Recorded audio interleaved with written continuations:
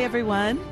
This is Daphne. Sadly, we don't have Liz because we've had such technical problems, but I do have Zethu, Dlomo, with me here, and I can't even tell you how excited I am, and I feel really bad for Liz that she doesn't get to be part of this. Thank you. Thanks for having me. Thank you, and hello, everybody. Sorry, Liz. We'll miss you. You're here in spirit. So we are having coffee across many, many miles from each other. Yeah. So yeah, I don't know how much you've managed to listen to our podcast, but we are such huge fans of you and such huge fans of Maddie. We have so many listeners who are. So I wanted to talk a little bit at first about season 3, if that's okay. Mm-hmm. Okay, cool. Let's go for it. First of all, your family and your community, well, yours, I'm going to say Maddie's family and Maddie's community was an amazing addition to the story. And I love actually how Luke actually has described it. He said that basically it's the story of the Maroons and the pirates are just throwing a wrench into their story. Yeah, basically. Well, if you put it that way, that was very kind of him. Thanks, Luke. So tell me what you felt about Maddie when you first started reading about her and reading the scripts. I felt that she was, well, I mean, first I had to work off the obvious things, like she's the only child of a royal couple, and you have to kind of pull up your socks, you know. But I didn't want her to be hard and like non-human or unrealistic, you know what I mean? Like if you get somebody who's just a bit too powerful and a bit too controlled, that's a bit of a danger. But the love that she has for her people, it was quite refreshing. And playing her as a strong woman. She's a princess. Yes, we get it. We know she has to be strong because she's got people to lead. But also she's very human and she's very loving and she's got so much love to give. And what drives her strength is her love for her people and eventually her love for Silver. And that's just gonna like go into something else, you know? Yeah.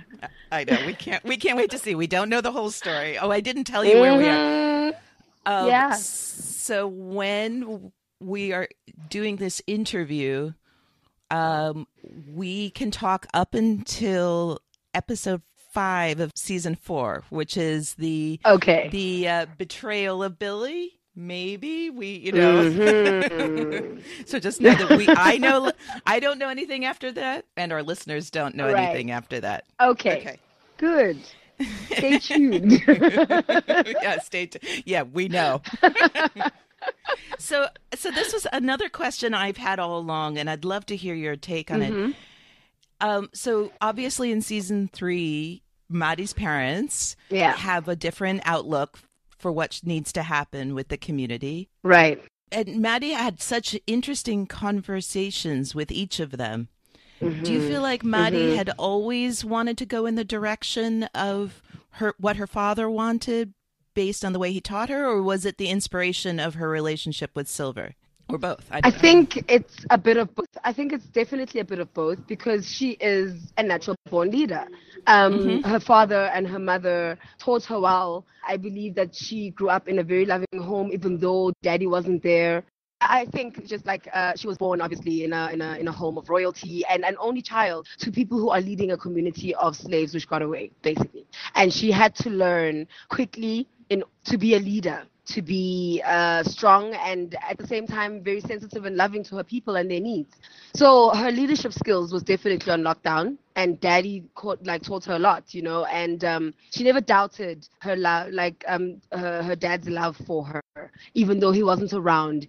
She knew and understood from what her mom was saying that he's out there doing this for the people, you know, and that in itself is a great leadership skill. You just think of Nelson Mandela going off for 27 years somewhere for the people, you know, and it did affect the family, but it doesn't mean that it didn't bring out some good. So yes, she was inspired by Scott a lot to take up on this because it's all about freeing her people and freeing slaves, and that is enough to drive her to, but she wants to take it a step further, you know.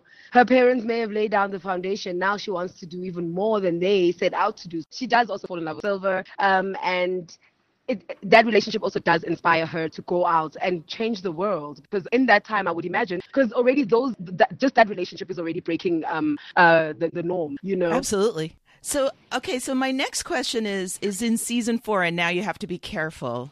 Okay, I will try to ask this carefully so that you basically don't spoil me or the listeners.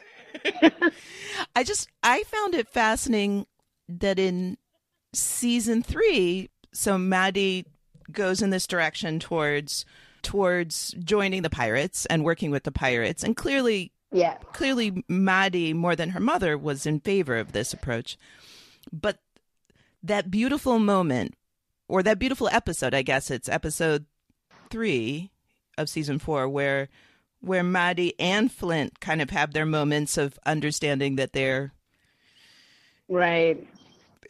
Where Maddie went pretty quickly from not trusting Flint to like, wait a minute, we actually have a lot in common. Yeah, that happens a lot to people who don't like each other first time around. Yeah, it's the norm. All it takes is a little quoting of literature.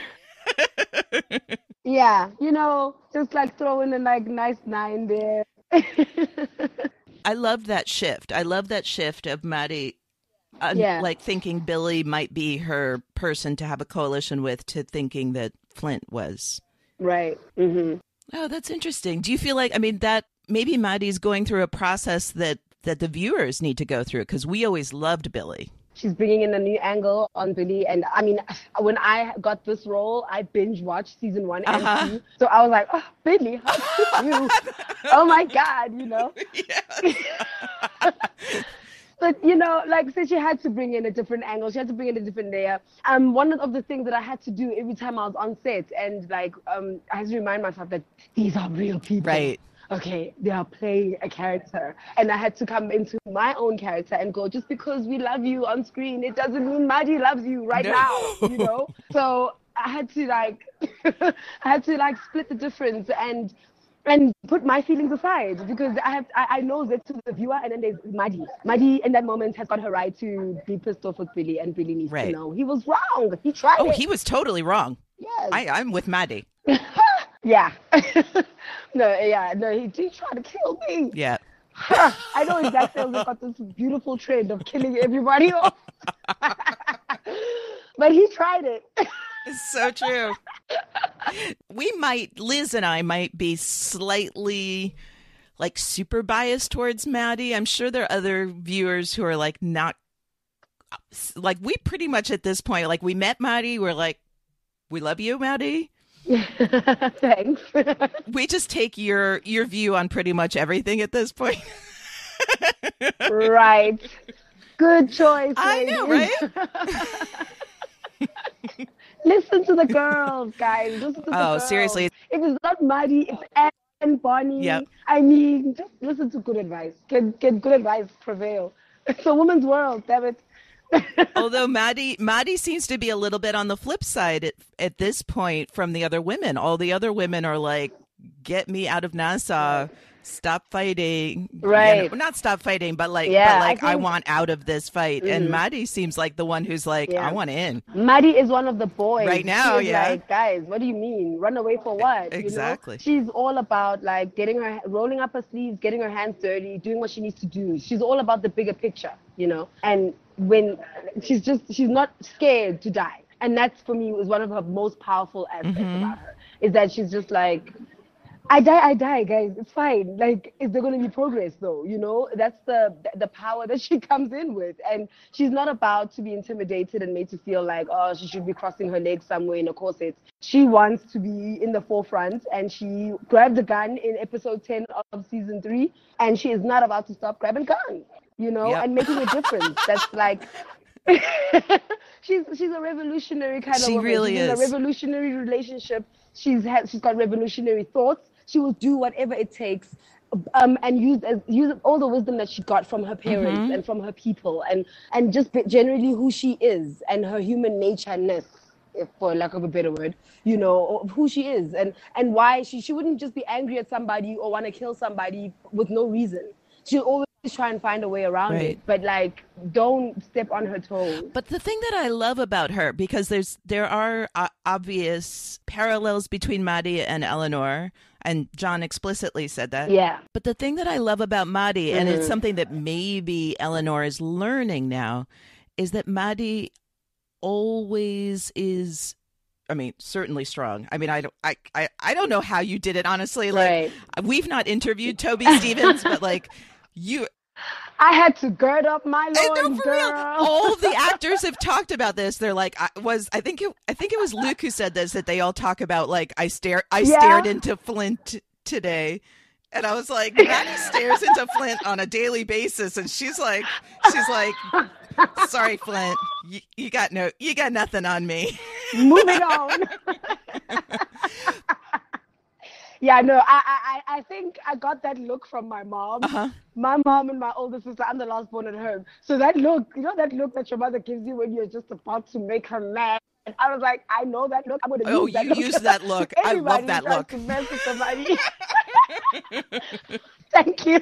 No, I think God. I had a whole thing where I talked about Maddie's looks, because there's the awesome sarcastic look you give to Scott at some point when you all are talking about the Queen, and then all the looks you give to Silver, fantastic.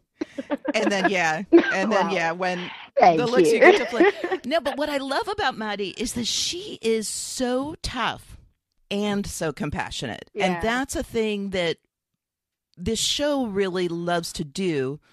Maddie, I think, is possibly the biggest example of that. Right. Yeah, she is. I tried my best to kind of also take it in that direction, because when you get a script, it doesn't specify a lot about what emotional state you are in at this present moment in time, etc. That's the work of the actor, and I like to think of myself as a thinking actor, someone who's able to draw up the biography of the character without you having to tell me, but based on what you've written. So yeah, I'm just glad that she came across the way I had imagined her, and also that people are receiving her well. Oh, they Yeah. are. Wow. Yeah, no, she's honestly, I mean, I think one of the most powerful female characters we've seen on television. And again, but powerful with compassion. Right, and that's the key. That's what makes a leader. You got to be powerful and you got to be compassionate. You can't just be me. It's not a dictatorship. It's about everybody, and it works better when there's compassion. Because without compassion, you lose your people. You lose it. Then what's the point? She would never have left home if she didn't care, and if she didn't love the man that she was with, and if she didn't love her people, and just she, as I was saying, like she's got a revolutionary which understood slavery and racism very well, and she was never exposed to it, much like me. I was born in 1989. The democracy came in South Africa in 1994. I don't remember apartheid. Right. I wasn't there in my memories. I don't know anybody who's ever been racist to me, you see. So I don't identify. However, my parents do, and they know, and I took some of that from myself, that Maddie is the same like me. We don't know what happened in the past. We didn't get on a ship. We were not born into slavery. So she wasn't exposed to it, even though the community is a hidden community because of slavery.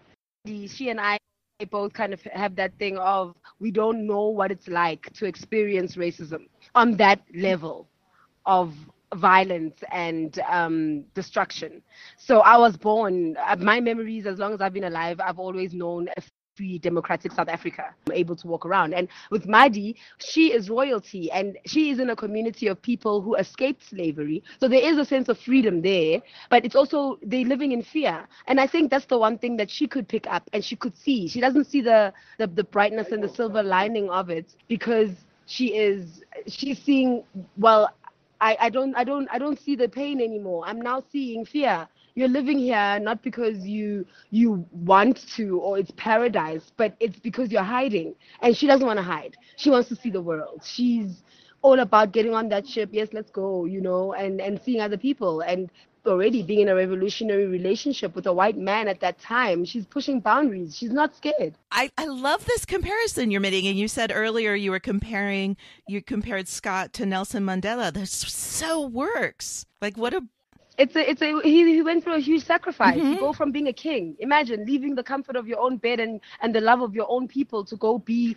a boy in somebody Yeah, else's no, of house and course. serve and clean and do things and follow orders. But you're looking at the bigger picture because he was sending guns, he was sending clothes Hmm. back home, he was sending food, he was creating some sort of an economy back home. Otherwise, they wouldn't have anything. They wouldn't have mirrors and all that. They just have wood everywhere and just build everything out of wood. And that library.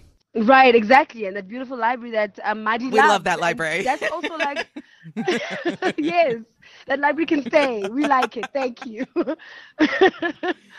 And that's why you find Maddie now quoting some beautiful literature to Yep. Flint because her dad had the relationship with Flint, and he knew what could happen. And I think maybe the dad had the right vision actually, because if he kept on teaching Maddie the ways of how to defeat a pirate, like Woodes Rogers, for instance, Hmm. gave her the book that he wrote so that she could know how to fight that enemy. And he must have known way before when that there'll come a time, you know. And unfortunately, she only discovered that when he was on his I deathbed, know. which is So sad. But sad. alas, boosted Maddie to get on that ship and go. Her dad also like gave her that thing of go out there and to conquer and save us and do something amazing, and that's what she did. And Scott is a person who understood the world, well, not just the world of the pirates, but the world of pirates in Black Sails. So he understood the importance of stories and the importance of framing reality Yep, and understanding exactly. people's Yes, stories. And I love that he passed that on to Maddie. exactly. Yeah. All right. So I really want to talk about episode 5 of season 4 because it's really fascinating. Mm-hmm. I find Right. Maddie's progression really, really, really interesting. So, like, clearly always a big thinker, distrustful of Flint, Mm-hmm. learned to that really distrust Billy.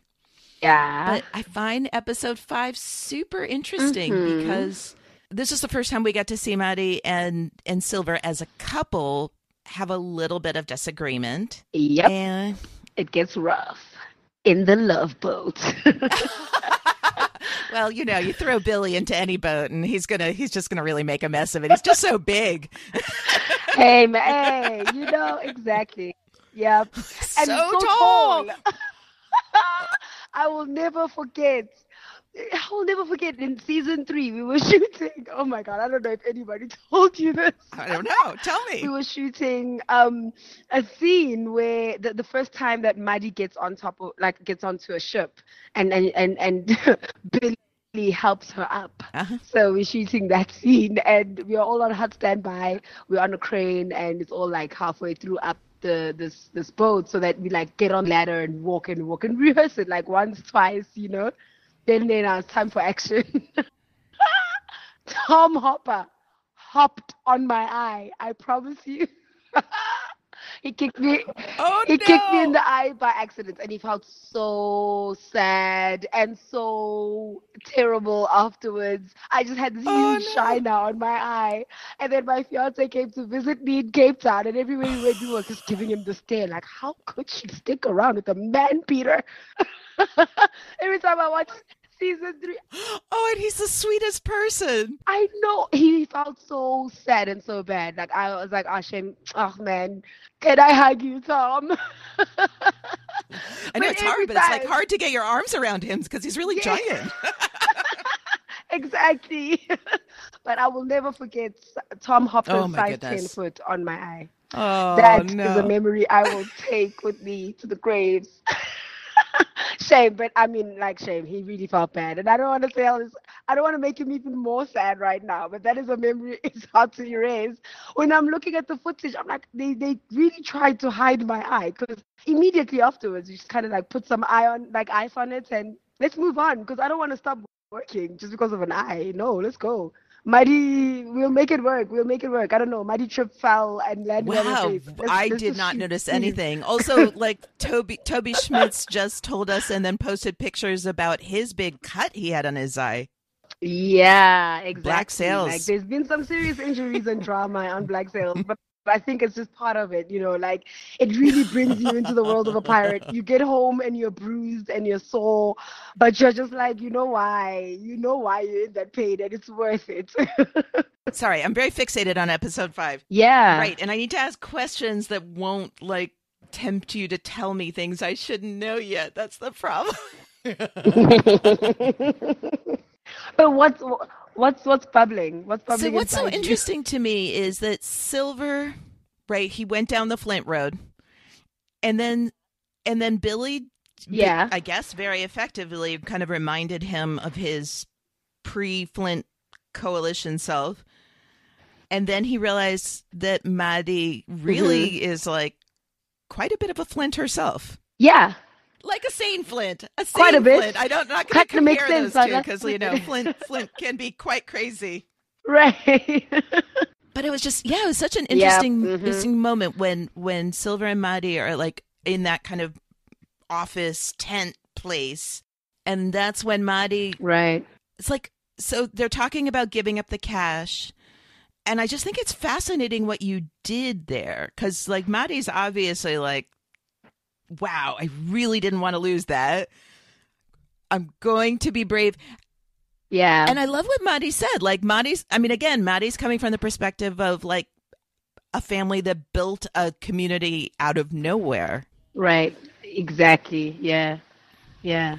And I mean, she's again back to the Right. point of bigger picture. She's it's do you want to lose all your sweets now, or do you want to have more Mm-hmm. sweets and a bit more later? You know, like it's she's trying to weigh those options, and they do have a disagreement. Yeah. It's like their first big fight, if I may say.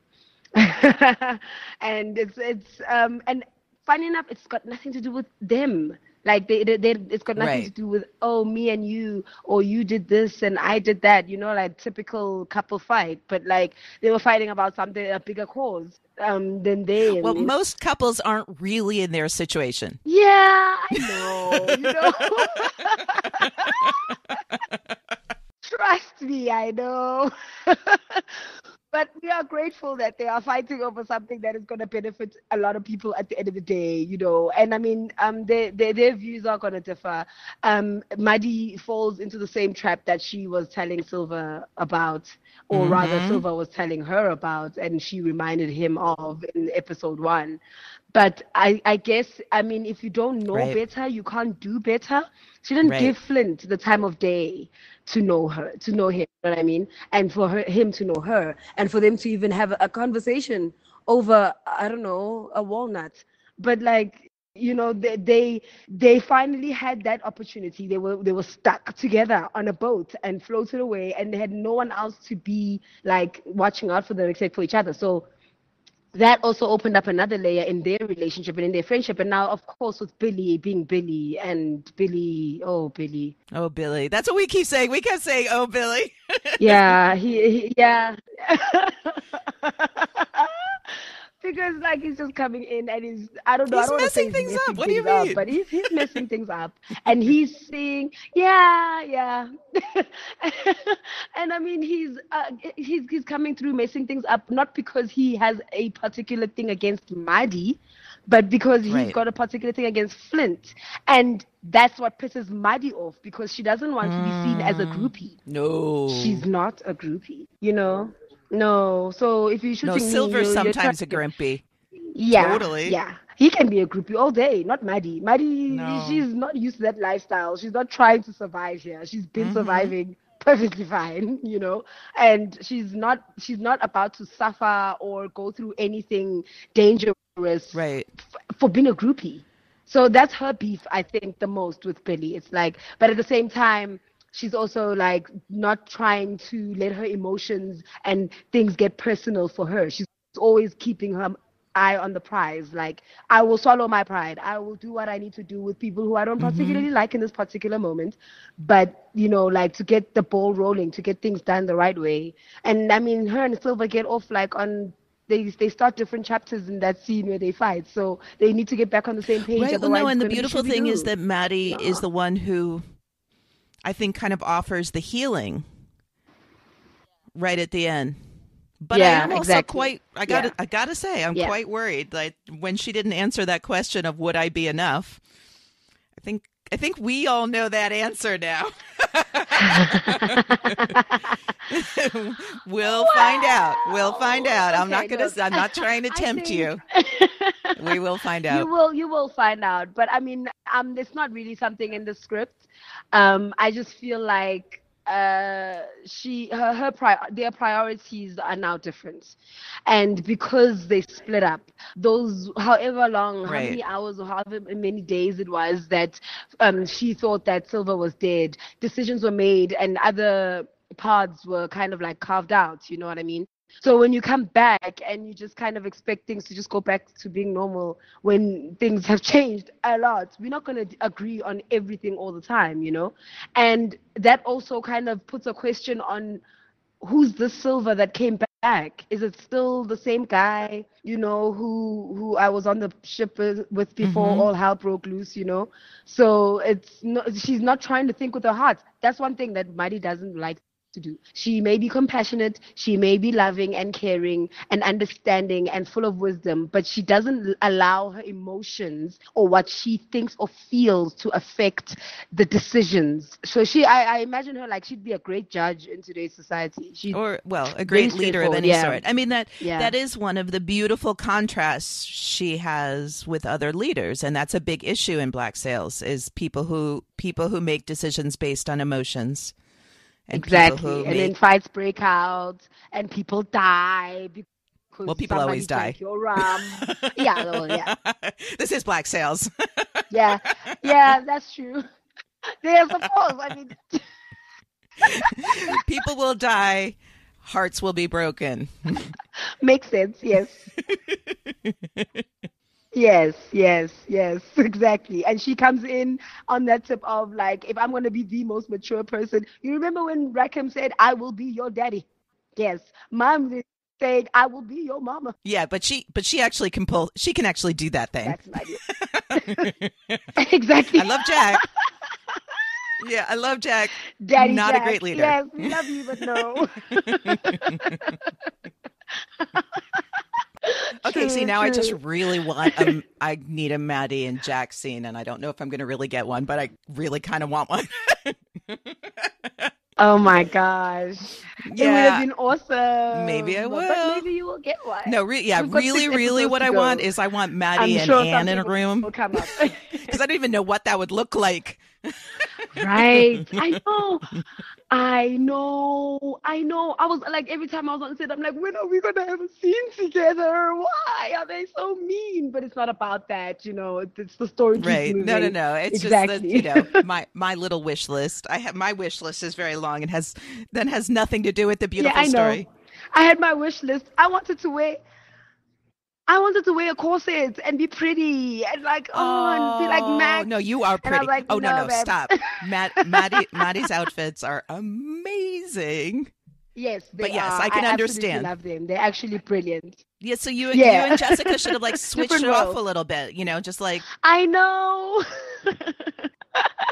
That would have been so much fun. I think we should do like the boys had mentioned a spoof of Black Sails called Game of Bones. I think we should do it. I think now is the time, guys, especially in the last season. I think now would be a good time. oh my God, that would be really, really, really funny. I'm in favor. Is that To something you all spoof can it do all from up. everyone's in different continents now? Can you all do that I know. remotely somehow for all of us? We can make a plan. Look, there's technology. We're talking to each other right now, Audrey. Let's make plans, I guys. know it's so true. It's been a challenge, but it's been so much fun. Yeah. Now you see, now I do want to go back and talk about the comparison to South Africa because now we have great Right. audio. Oh, do you mind doing it again Hmm. real quick? No, not at all. Not at all. Okay, so Not at all. I'm going to just be upfront about it. So Yeah. we had some audio issues, which we hopefully now have worked out. And you were saying this amazing Yes. stuff about comparing your own experience to Mari's. Would you mind Yeah. just going through Yeah. that again? Because I want our listeners to enjoy what I got to Okay. hear.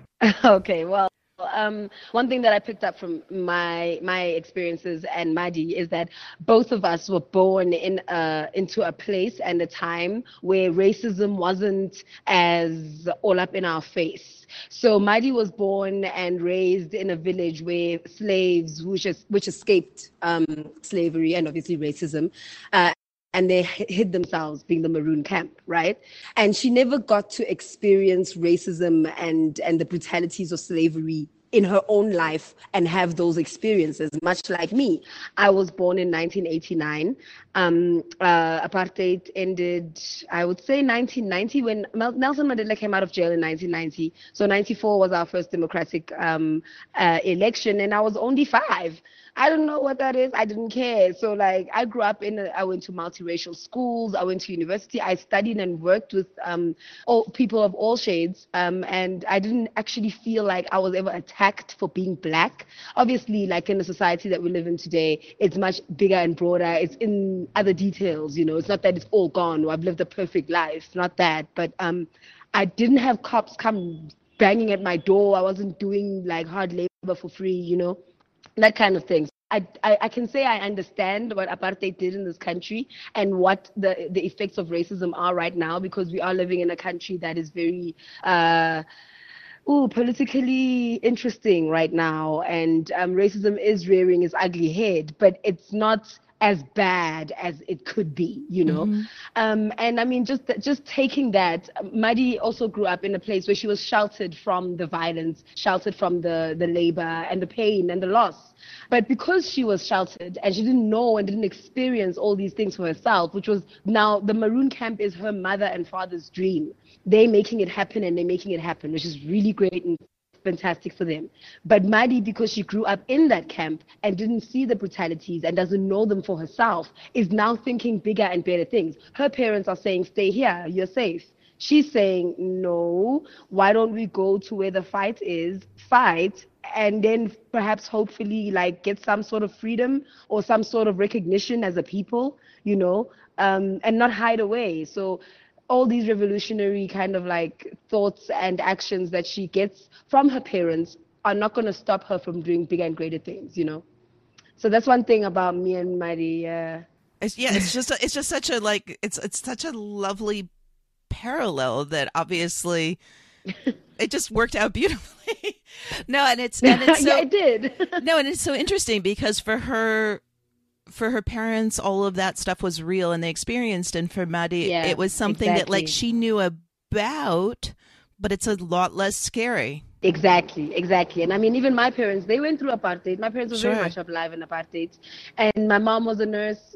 She was there in 1976 when all the kids were being mowed down. Wow. She was in the hospital taking care and closing kids' eyes. She knows it. Right. So to this day, she'll tell me, I'm never going to vote for a white man. And I can understand that.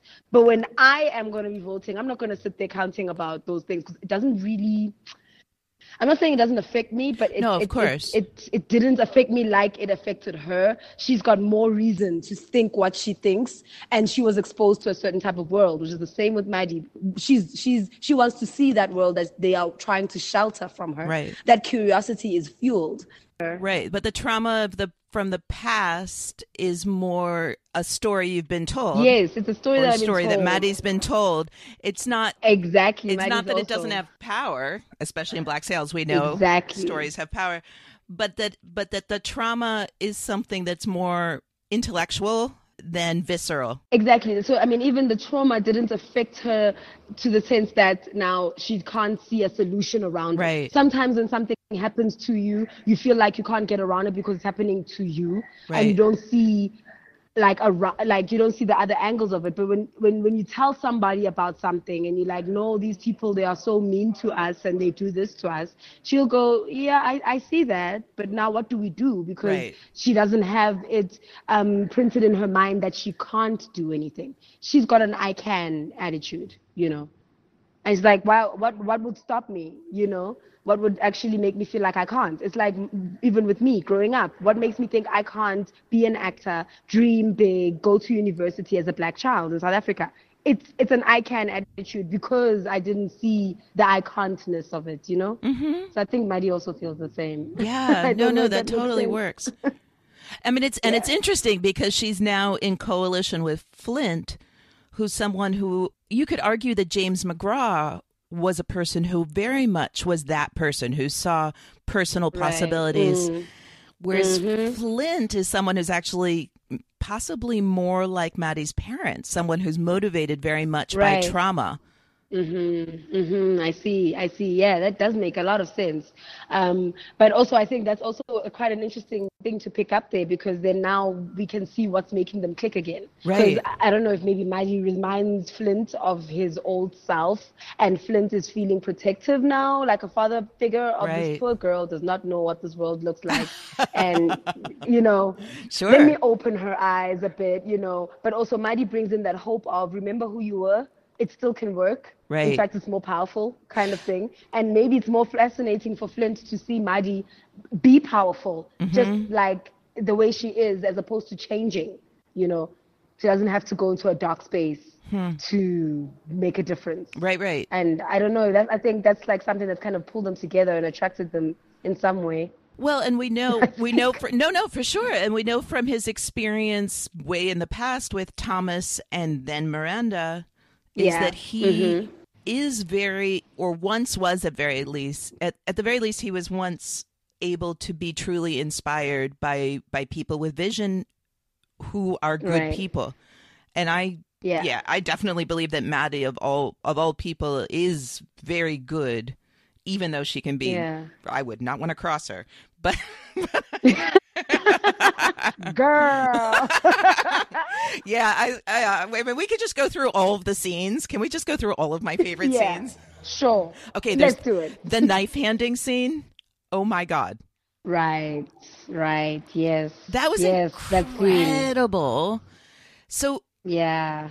what do you feel? I mean, what was going on with Maddie there? We honestly, we talked about it. We were like, we did not know at that minute if Maddie was going to Mm-hmm. kill the guy or kill Silver. And it was like, yeah, sure, cutting his his ropes was an option, but I felt like it was a Mm-hmm. beautiful moment for us to understand that like Maddie's going to go and do stuff that we don't expect. Like the Right, pirates would have right. killed somebody. They would have either killed Exactly. him, killed Silver, Yeah, killed everyone in the room, because like killing would have been the yeah. option. And the idea that you could actually Mm-hmm. release him, but use the strength of your personal will and status, Mm-hmm. that was Right. amazing. So yeah, I mean, that that scene. Well, I mean, what was going on then?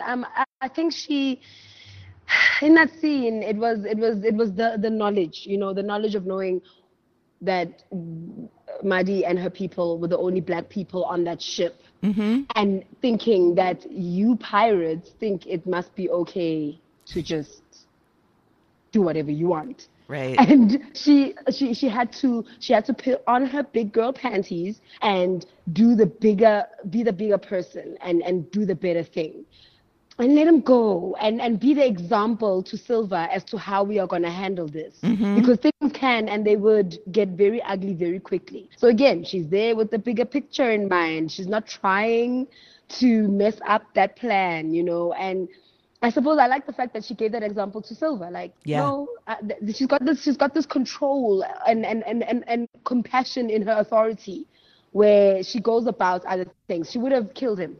She could have she could have just said, "You're messing things up with my new pirate friends. exactly. Die."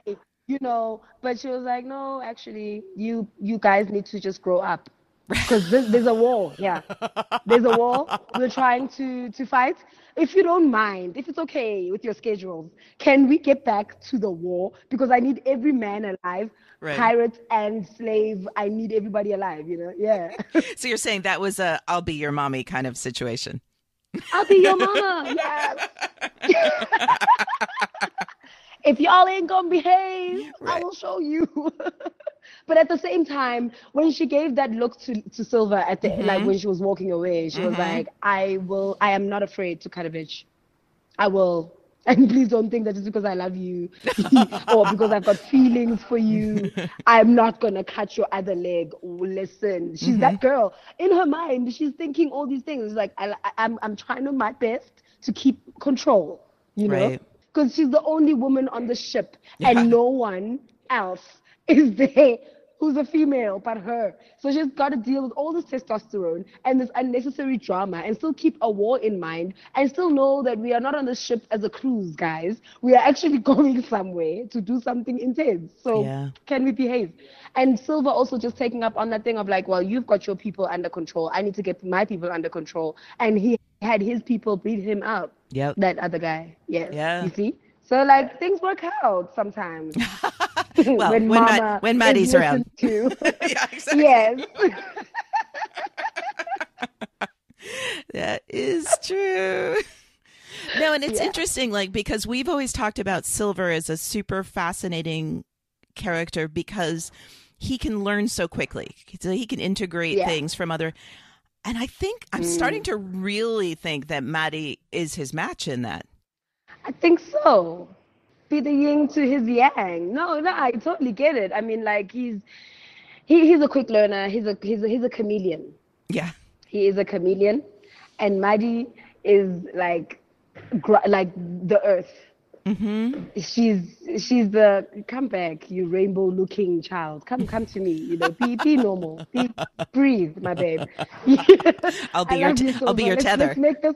I'll be your exactly. I'll be your tether. Exactly. I will. You know, you need somebody who is not really necessarily the opposite of you, but somebody who might see what you don't. Right. And that's the beauty of being in a good relationship, is that you get to be exposed to a side of yourself that you never thought you had. And I think Maddie brings that out of Silver, and Silver brings that out of Maddie as well. Because I imagine that Maddie has been protected and has been kind of like the girl with the crossed legs, the princess, you know.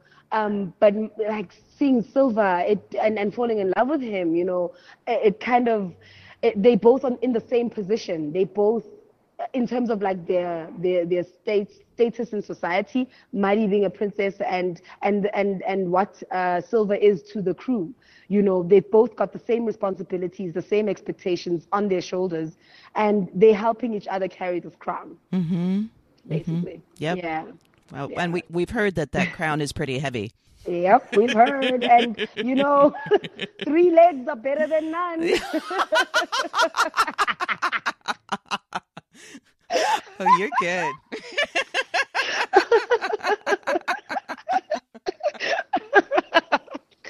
Don't talk over. Oh, my goodness. I love that. I love that. So with this whole tether concept, which we crazy love. Yeah. I'm starting to be again, I'm going into the road where you're going to have to talk carefully, and I apologize. Yeah. Not really. I don't really apologize. No this is super fun. But if Maddie, like, okay, she's always been a big picture person, and we had in season 3 her offer Silver to be a tether because of his bond with Flint. Mm-hmm. If Maddie's now getting super close to Flint, might she be needing a tether soon? Mm-hmm. If they still want to be together, you better tether away, Silver. You know, I think she does. I think she definitely does. She could see inside of Flint and Silver's relationship because she was outside of it. Mm-hmm. And because she hadn't established a know-how with Flint on that level. And she was also going off Silver's word of what Flint is like, you know.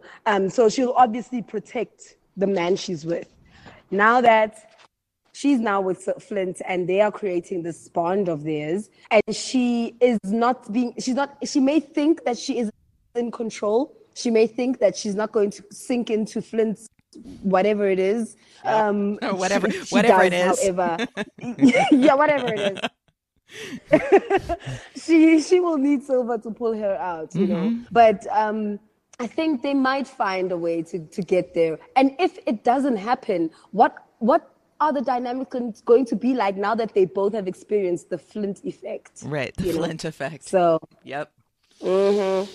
Yeah. Very dangerous, that thing. Think I know. quicksand. I Yeah, know. yeah. So, I mean, they have to be able to like pull each other out or be able to find a way to either stay friends with Flint or Hmm. whatever, or stay in like alliance with Flint without sinking. And how do we go about that? But you can't, what Silver would be expecting from Maddie in that argument is for her to just jump rope and, oh yes, my love, where do you Hmm. want me to go? But then again, she did say that if she was a no good pirate, she would follow him wherever he led. That's true, but he was also attracted to her seeing the person that she Right. is. Yes, So, exactly. okay, so tell me where you see this. I mean, we spend a lot of time with GIFs on Twitter of Black Sails Yeah, because it's super fun. yeah. So I don't know if you've seen like, oh no, I guess I do Yeah, this personally. I always send GIFs to Liz of right. how Silver looks at Maddie. Yes, I love those. I really love those. They are like my link to the rest of the world. I wait for an episode to like release, and I'm like, where are the gifs? Where are the videos I'm with the gonna pictures? find all of the gifts I've sent to Liz over the past like bunch of weeks, and I'll make a thread, and I'll tag you so you'll see it. But yeah, Yay! it's just I do it whenever I find a new Awesome. gif. Thank I you. send it to Liz because Liz gets Yeah. such Oh, okay. joy. I love the Maddie Silver relationship. Liz is like Oh, insane for it. So yeah, it's how I make her happy. But oh, nah. so we kind of know like it seems like Silver was pretty smitten from the beginning. Yeah, I think so. I mean, I'm still trying to figure out how they fell in love. I'm just like, what? How? Right, exactly. What was said? Like, what about this guy? Like, I but know. Like anyway, a lot of stuff happened off screen. That yeah. But I mean, what is really interesting is that sometimes you find yourself 20 years into your marriage going, when, how, who are you? You know? But I mean, love is love. I suppose they're kind of like attracted to each other. so Yeah. okay. So you and Luke didn't discuss that. Did you all end up discussing at some point like what might have happened off screen? Um, I don't. Well, I don't think we did the might have, coulda, shoulda, woulda kind of thing. I think we Yeah, you understood sold it like well, no what question. could have happened. Yeah. Well, I mean, obviously, we did like have those conversations before we shoot, like in terms of what direction Mm-hmm. are we going to, where are we pitching our performance, you know. But one thing for sure, like we hung out a lot, and so like there was a time like when I started out with season 3, Luke took me out on a date, and they're like, okay, let's go on a date, Oh, and we spoke about Luke and Zethu, nothing intense, right. but it was good to see like to get that connection with this new person, and then translate that into our Mm-hmm. work, you know. Also, just being an actor, I work with technique a lot, so there's 9 core emotions in every single human being. Every single human being has experienced love, hate, anger, you know, numb, peace. You've all experienced these same emotions. They may not come the same way, but they are validated, you know. So when I have to be in love with this character, I can't now be all Mm-hmm. shy. I can't pretend that I don't know what it's like to look into somebody, into their eyes, the person that you love, you know. There's an energy that has to be there. It's I know it because of life, and I suppose that's the beauty of being an actor. You're mirroring Yep. life, and if you're not mirroring life, then you miss me. Then you lose your Mm-hmm. audience. Then it's not real anymore, you know. And then if people are like, "Oh, you guys make it look so easy." I'm like, "Well, I've been in love. Have you been in love? I think you've been in love. Let's make this scene really good, you know. It may be different. It may not be like exactly the same as your life, but just the emotions, just the feelings, just the deeper things are what you can take into Mm-hmm. a scene. And then the words can be there. They're not going to change, but it's what you bring into the scene. I was so lucky to work with Luke. He is such an amazing, amazing performer and human Yeah. being. I love you, Luke. He will probably be listening to this. He does listen to our podcast, so Oh Lord. oh, should I have not told you Okay. that? It's okay. I'll be strong. I'll take on my responsibility and yeah. It's okay. You could just channel Maddie for a bit. Okay. I must say, like, the fans of the United States of America, Yeah. wow, you guys are fans. Like, I was a bit shocked and taken aback. I was like, wow. This show really inspires. It doesn't have as big as viewership as some shows. It should, Right. because it's much Totally, better. yeah. But the viewership that there is so devoted to it because I think it's people who really have waited their whole lives for a story told this well. Yeah. And this way as well. Yeah. Yeah. And so it's a beautiful thing. It's really exciting. It is. Yeah. I mean, I'm such support. I'm blown away. I look at the industry in my country and I'm like, you lazy fans, you have no idea. Okay, Black Sails fans are special. Y'all don't know. Y'all are special. Y'all are on another tip. I love how obsessed you are. Keep it up. Thank you. Love the Black Sails team. Yeah. We do too. I mean, we've really built this. Oh, I know. Just so everyone knows, Zethu's actually wearing a Black Sails sweatshirt. I'm right. Yes. I love that. That's fabulous. The best jacket I've ever received. When they gave this jacket to me, I was like, yes, I love it. Because there was a cyclone that hit Mozambique, so now it's raining nonstop in Johannesburg. Oh, okay. So we were talking about their love. Like, do you have a sense of like the moment that Maddie did decide she's into Silver? Like, I could see how she wouldn't like him so much from the beginning. Yeah. I think. Well, you know, I mean, they had been just like killing pirates. True. Maybe the moment for Maddie where she fell in love or maybe started having feelings for Silver is when he was having his moments with his amputated leg. And she brought in the doctor and just like seeing how strong he wanted to be for his people kind of inspired her to be strong for her people. And also kind of attracted her that there's somebody else in this world who thinks even like her, you know, who is young like her, but still has got so much responsibility to like carry around. And I think that it's the similarities in their narratives, but also the difference in their narratives. It's the fact that he's seen the world and he's so hot. I mean, so she's just, okay, I want to see this guy more often. I want to be with this guy more often, learn from him, grow with him, see the world, you know. I think that's the moment that she kind of fell for Silver.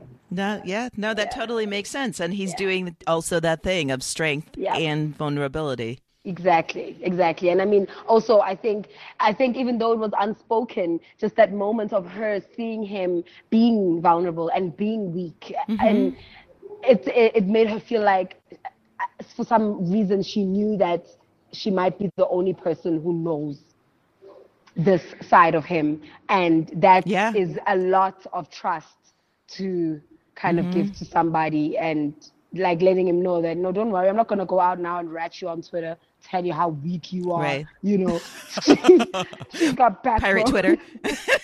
Pirate Twitter, send a smoke signal out there. LJS is a weak man. No, she's not allowed to do that.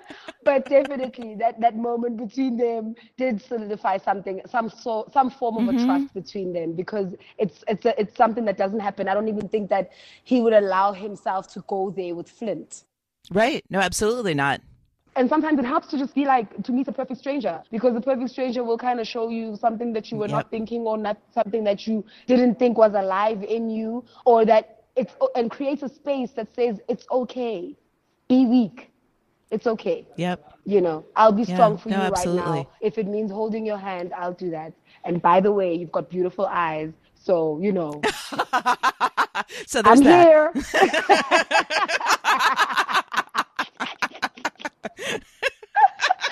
I don't think it was very difficult for Maddie to find love in Silver. Let's just leave it at that. Didn't take long. Fair enough. It just, she's not alone. A lot of our listeners are there with her. Oh, she knows. Oh, that's great. So do you have other stories you want to tell us of about your feelings about Maddie or stuff from the set? Oh man, like just being on the set was an absolute blessing. I would like to make a huge, huge shout out to the crew of Black Sails. Wow, I am blown away. The hardworking individuals who know their stuff, who got things moving, they really made coming to set a pleasure. And of course, the actors, awesome people, and just working in an environment of people who really want to tell the story and tell it best. And because of that commitment and that love for the story, now Black Sails, even though it ends, it's now a classic. That's the only way we can have classics. Yeah. It ends. It's got to stop somewhere. But if you started from season 1 to season 4 over and over and over again, you won't get bored because it's still that powerful story. More especially if you are new to Black Sails. People generally enjoy it. Yeah. Well, or people like me who've watched it a shocking number of times. But you see now, at least you've got it, and my 10-year-old daughter one day will appreciate it, and she will not be bored, I promise. No, it's such a beautiful story. I mean, we still have a little bit of it. You know what's going to happen. We don't. I love it. I love waking up on a Monday morning because Monday mornings here are like at 7 a.m. People are watching it in the West Coast, and I'm just seeing tweets. And people are so shocked. And I mean, I had, there was a couple of people who were on Twitter. One is positioned to win Acts of Faith.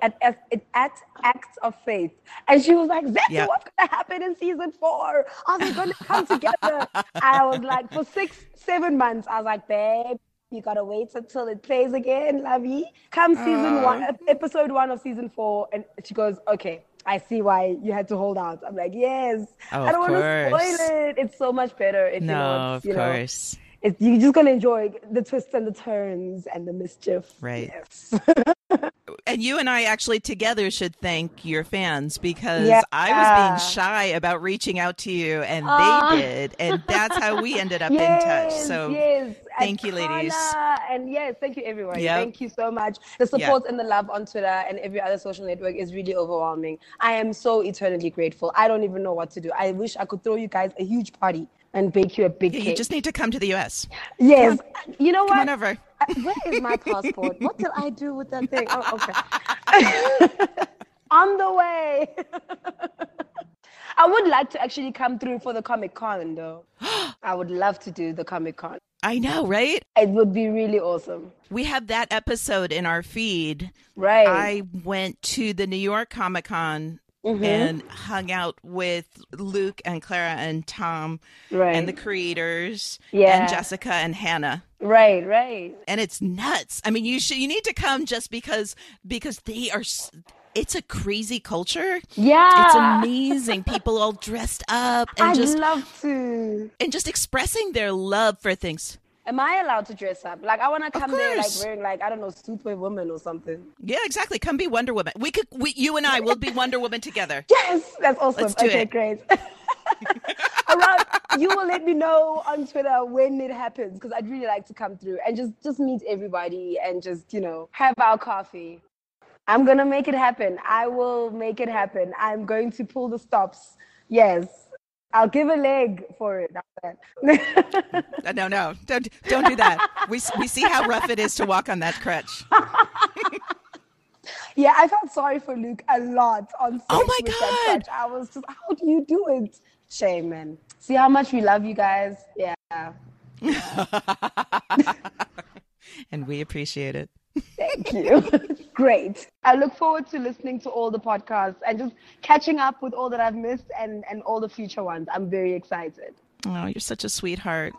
We're such fans of you. Thank you so much, everybody. Zethu, this has been amazing. Thank you so much for braving time zones and technology to be with me. Thank you for having me on your lovely podcast. And thank you to all the fans and the fans that hooked us up, because now we spoke. Yay. Thank you so much. I know. Thank you. And for the loving. Bye, guys. Bye. Say hi to Liz. I will. All right.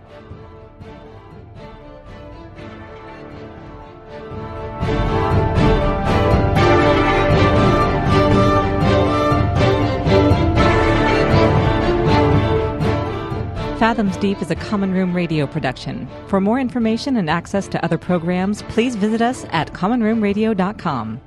To show your support, pledges of as little as $1 a month can be made to patreon.com/commonroomradio. Join the conversation by using the hashtag FathomsDeep and follow us on Twitter at BlackSalesCast. We ask that you keep your tweets respectful and positive, and please avoid spoilers. If you have more to say, we want to hear it in all its spoiler glory. Email us at podcast@commonroomradio.com with Fathoms Deep in the subject line. Thanks for listening.